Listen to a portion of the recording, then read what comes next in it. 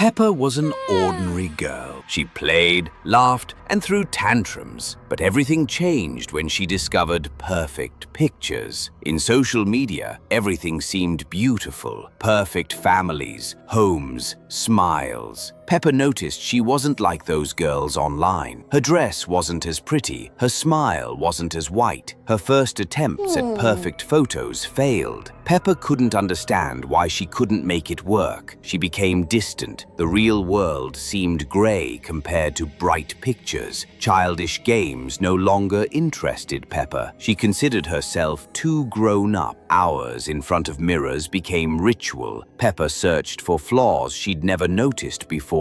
Her best friend became an obstacle. Peppa was busy creating the perfect image. Family moments turned into photo sessions. Genuine happiness disappeared, leaving only performance. Every imperfect photo became tragedy. Peppa lost her ability to enjoy simple things. Food became the enemy. She refused favorite meals, striving for impossible ideals. Nights became sleepless. The endless feed of perfect lives gave no peace. Fatigue became constant, but Peppa pretended happiness for cameras. Her brother became obstacle for content. Family bonds broke under pressure of false standards. Parents watched their daughter transform into a stranger. Accidentally finding old photos, Peppa saw herself truly imperfect but alive. For the first time in ages, she looked away from screens at the real world. The first step toward recovery was hardest, but George still waited for his sister. Playing with her brother reminded Peppa what real happiness felt like, without filters. Family dinner became conversation again, not photo opportunity. The path to healing proved long. Peppa learned to accept herself truly, but how many children will lose themselves chasing others' standards?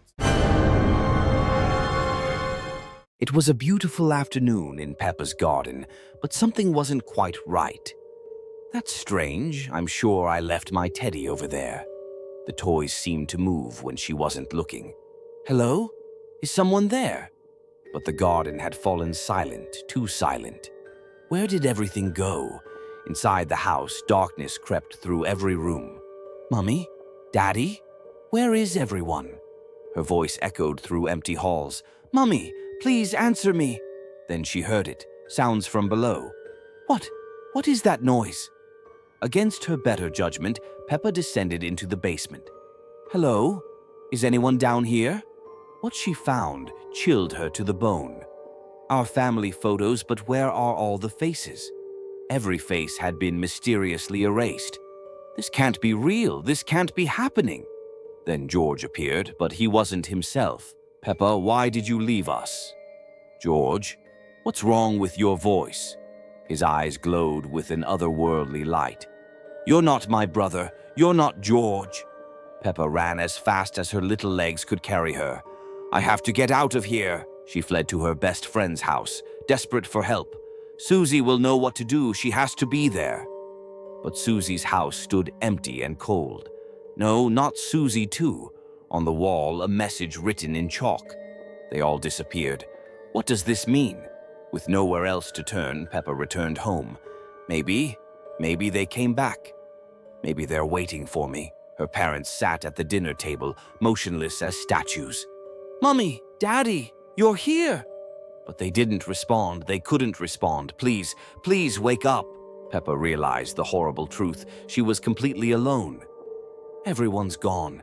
I'm all by myself in this shadow world. Even her own reflection had turned against her. Why are you smiling? I'm crying.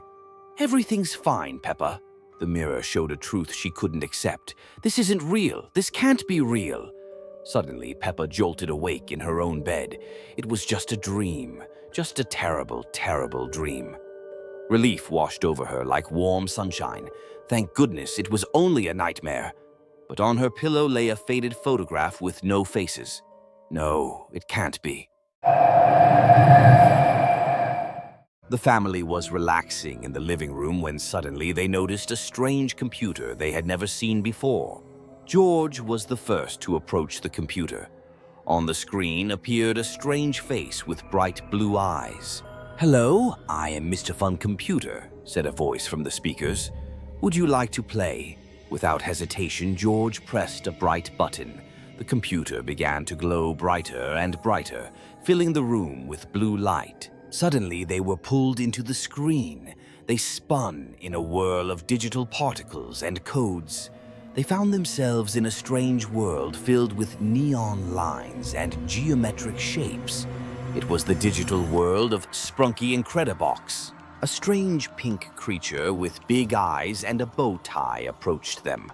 "I am Pinky. You entered our world through the Mr. Fun computer portal.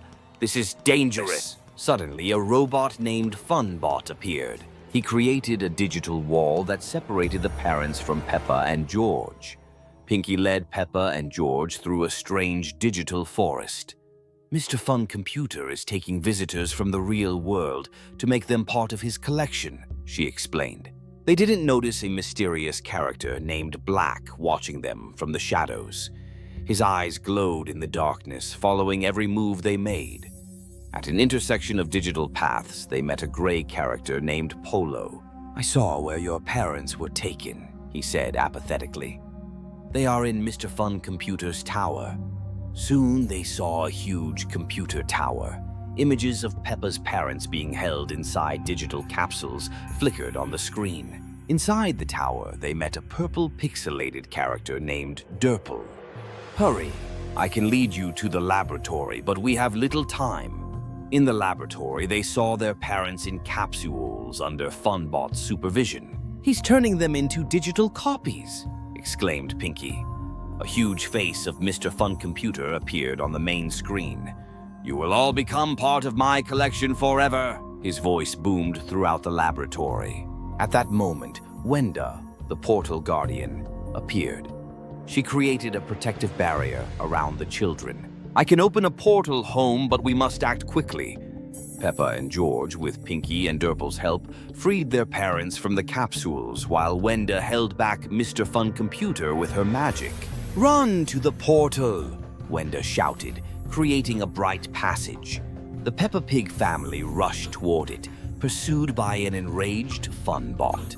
They returned home safely. Everything seemed normal again, but on the table remained a small toy resembling Pinky. And on the TV screen, for a moment, Mr. Fun Computer's face flickered. Maybe this wasn't their last adventure in the digital world. On a sunny day, the Pig family house looks peaceful and calm. Peppa and George are playing happily in the garden with toys. Mummy Pig sits in the living room reading a strange family brochure. A mysterious Dr. Wolf approaches the house, carrying a briefcase. The whole family gathers in the living room to listen carefully. The doctor shows the family various charts and scientific graphs. George no longer plays and sits quietly alone in his room. The little boy now has an empty and distant look in eyes. Mummy cooks food in the kitchen, strictly following new schedule.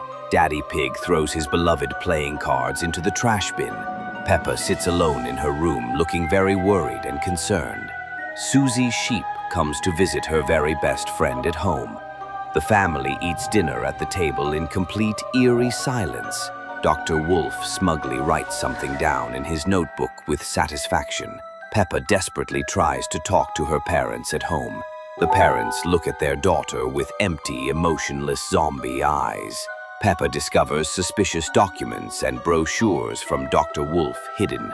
The girls plan together how to stop the evil Dr. Wolf. Peppa bravely confronts Dr. Wolf in their family home. Courageously, Dr. Wolf reveals his true and terrifying face to everyone. The entire family surrounds Peppa with empty zombie-like staring eyes. Frightened Peppa tries to run away from her family desperately. The house becomes gray and lifeless like in a nightmare dream. Peppa sits with the same empty stare as all others. Dr. Wolf leaves behind the perfect dead family he created.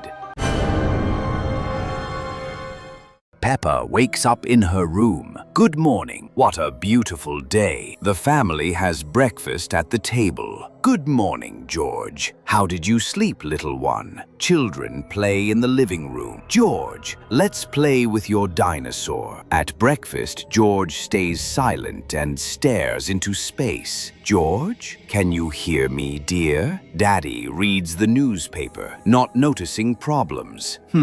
Interesting news today. Mummy tries to get George's attention. George, say something. Mummy is worried. Peppa plays alone in her room. Where is George? Why doesn't he want to play? George sits motionless in the corner. Silence, only silence. Mummy looks at George with concern. What's happening to him? He's completely changed. At dinner, George doesn't touch his food. George, eat something, you need your strength. Peppa tries to cheer up the family. Remember how we laughed yesterday? Nobody laughs. George sits with a full plate. I'm not hungry at all. At night, Peppa hears strange sounds. What are those sounds? George, is that you? George stands by the window with his back to Peppa. There, so quiet, so peaceful. Peppa enters her brother's room. George, what are you doing? Talk to me. George slowly turns to his sister. I'm tired, very tired of everything. George looks with empty eyes. I don't want to play anymore. Never again. In the morning, parents find a note. I went where it's quiet. Where is our boy? Peppa looks out the window at the yard. George, where are you? Come home. Peppa sits alone at the table. So quiet. Too quiet without George. Parents whisper to each other. We should have noticed. We should have helped. The empty chair reminds of George. His place will always be his place. The dinosaur lies forgotten in the grass. Even toys miss him. Everyone misses George.